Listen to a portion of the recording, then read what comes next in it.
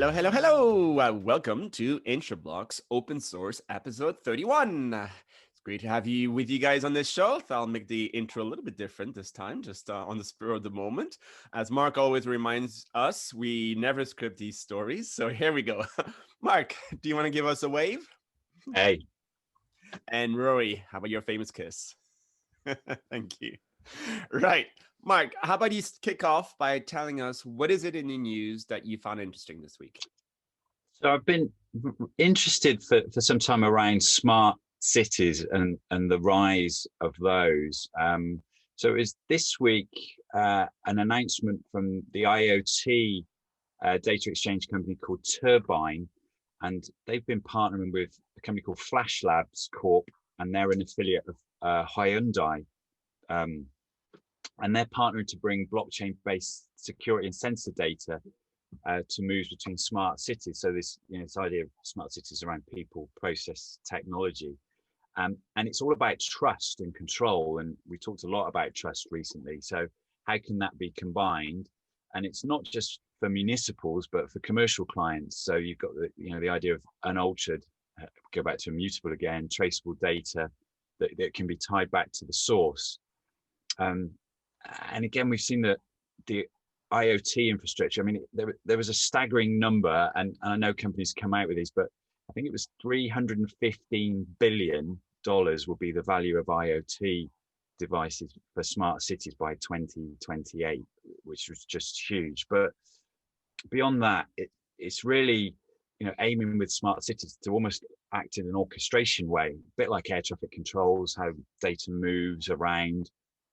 But it will be things like augmented reality. So as consumers, we can wander around and see things to get information, smart grids, electric cars, truck charging, routing, a number of things. And again, it's really about this value of data. That's what's in it. And there are a ton of initiatives already out there. City Possible by MasterCard, one of the largest, it's got over 70 cities involved, and it's got global partners like Lyft and Willis Towers Watson. So again, just really interested to see how that continues to rise and more cities are getting smarter. It's fascinating, isn't it? It's like the city of the future is just a screen onto which the digital world is projected. Yeah, and again with this digital twin, which came first, to which comes first. Yeah, I think it's going to be fascinating. It's also interesting because for those of you who may remember, February earlier this year, I had Doug, my colleague, who is the Chief Information Officer of the city of Dublin in Ohio, not in Ireland, in Ohio, United States.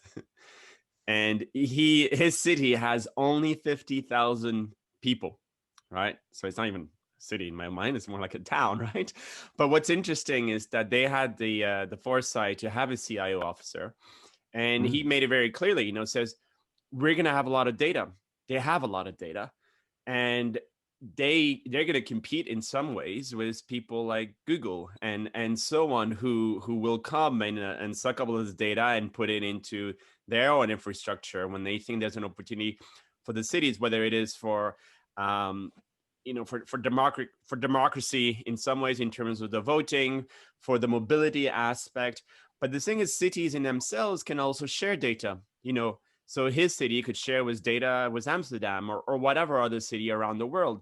They can develop, like he had developed a digital identity solution.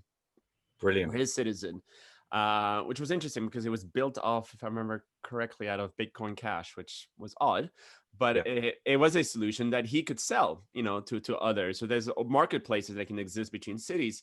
And it kind of brought me to this idea of maybe there's a way of revamping the European city program. Since the Second World War, cities are twinned all across Europe. And I think, well, surely this is ripe area for innovation. There's hundreds of millions of euros. I forgot the sum. I think it was 300 million euros.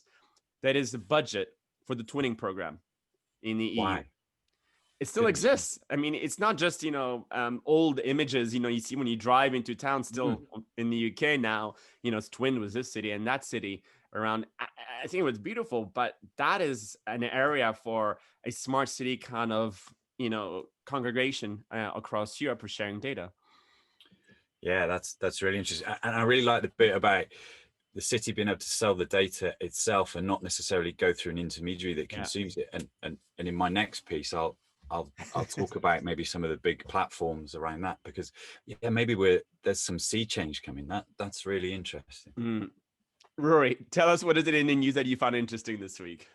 So my theme of the week is clarity of language, and you may ask what that has to do with insurtech or digitalization, but for me the link is obvious. Poorly written texts or technical jargon build barriers between the communicators and the readers, whether those readers are people or machines. So my like was pointed out to me by our European Women of Legal Tech 2020 winners, Helena and Stefania. So thanks a lot to them both. It's the development of a new standard by ISO around plain language. And the authors of the standard are very clear. They say plain language is a civil right. What do you think about that? I think that's very powerful. Yeah, brilliant. Plain language is a civil right. So this ISO will contain an approach to help authors in most language communicate effectively. And for me, it's finally, and 2021 is going to be a great year for standards, in my opinion, because you've got that piece coming out, being researched and probably published next year, but you also got ISO 31022. And what is that? That's the standard around legal risk management. And for me, those two topics are highly correlated, because the language used in our communications, including our insurance policies, has a significantly detrimental effect on legal risk. So 2021 could be the year when we start to roll all that back, all that lawyer and broker language that we use in our industry, and we start managing our legal risks in a more transparent way. And that would be very good. Brilliant. I love how it starts, as the foundation, which is, the actual language itself, how it's used, that it has to be accessible. It has to be understood, by all parties and made as simple as possible. I love it, especially the civil right part. I like that. And also, again, technology, our real hunger to use technology for simplification. And then I'm always interested in, so that's the intent, and then what happens in the middle. And that's the piece. But yeah, if only we could go for more simplification. It always feels like a pendulum to me. Exactly. You raise a topic dear to my heart here around, it's really around intermediation, isn't it? So the intermediators of the sort of classical landscape, the written printed page landscape that we had before, would typically be lawyers and brokers. Let's hope that we don't have intermediation, by IT departments who basically wield too much power and replace these guys and talk in a language that is equally baffling to yes. the person, right? No, I agree. If we can democratize and simplify, that would be awesome. Yeah. Excellent. Mark, tell us, what is it in new news that you found balancing? Well, my wonder this week was really around, can blockchain enable balance between freedom of speech and harmful content?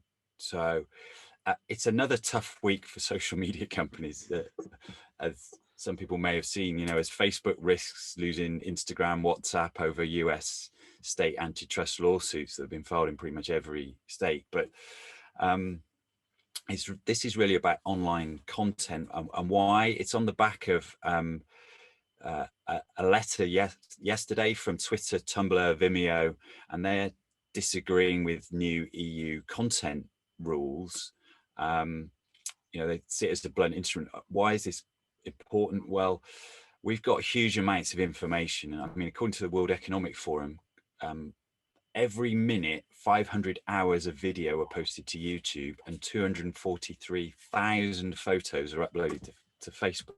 So it's phenomenal, and beneath that there is obviously a lot of content that we consider harmful and savory. So the Digital Services Act that the EU is looking at really is aiming to get the bigger internet companies to take a greater responsibility for removing illegal and harmful content as soon as they've been notified. The problem is the other companies, as I said, and it's not just companies for profit. So you've got people like Mozilla, the non-profit browser maker, and Automatic that own the tool WordPress.com. So, and a number of things there.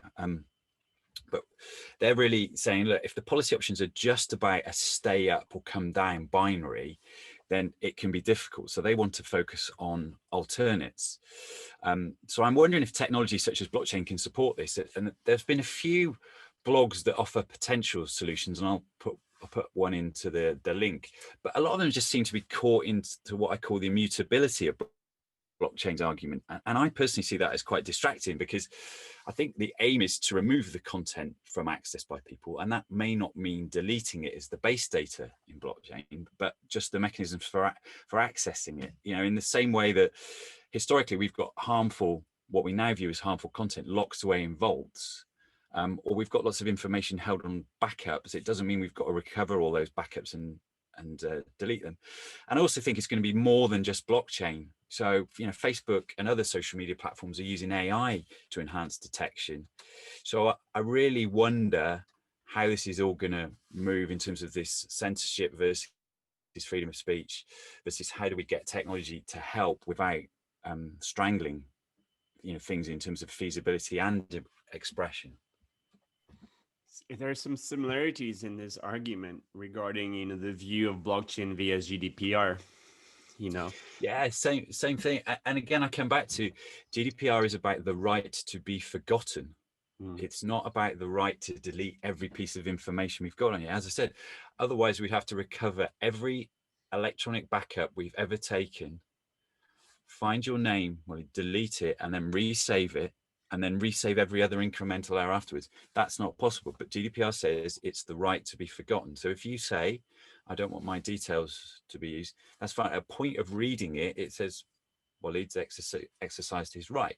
So if we could do something about content to say, this is deemed to be this type of content, it will either be prevented full stop, or if we go back to Rory's piece about language, if we could determine what was the harmful language, maybe we could either remove that, or with the NLP stuff, we could rewrite it in a way that maybe was palatable. Yeah. No, I agreed. Excellent. Thank you for bringing this up, Mark. Rory, tell us, what is it in you to make you wonder? With Mark's comment around 500 hours of YouTube video, we've just understood why no one watches our show, right? Good point. One of the week is, how long until an NLP analyzer can summarize insurance policy clauses or wordings and benchmark them to each other? And as I said, this relates to my like of the week around plain language. And it occurs to me this week because of the rollout of a software that automatically generates a summary of academic research papers. And I'll put a link in the thread and you can try it yourselves. So you can put an academic paper in there and get a summary out. It's an open source thingy. So we've had that kind of example since 2013 with an app called Sumly. And at that point, the method was principally you extract the key sentences and you put that as the summary. But now this system, like GPT-3, can rewrite them in their own words. And so translating that to insurance policy clauses sounds quite nice and easy, doesn't it? Because of the it's, you'd think a similar method, but it's not that easy because of the lack of clarity in wordings. So the guys working to summarize the academic papers, they had a distinct advantage in terms of the training set, because these academic papers come with summaries themselves, right? Yeah. And that's what academics do. They try to, and doctors too. So they tried to guide the reader to summarize, to present the information in a way to understand. That's how they've always done it. And unfortunately, that's not ordinary practice. People drafting insurance policies, they don't summarize the individual clauses normally, because they say, that would be potentially another promise, a different parallel promise that might not correspond with the first one. So there's no real training set. So let's see whether that the ISO I mentioned around plain language can help with that, and can allow some kind of semantic analyzer to then benchmark these wordings against each other and to summarize them to us in terms of coverage. Yeah. Excellent. Rubbish in, rubbish out. That's the But I mean, it makes perfect sense, and I love the concept of that. I look at a lot of academic papers and the ability to create something along the lines of, you know, a bit more than the abstract. And I guess it's great for the tool, as you said, because it can learn against the abstract. But the idea that insurance, again, insurance legal is different to any other industry anywhere in the world. We're back at that.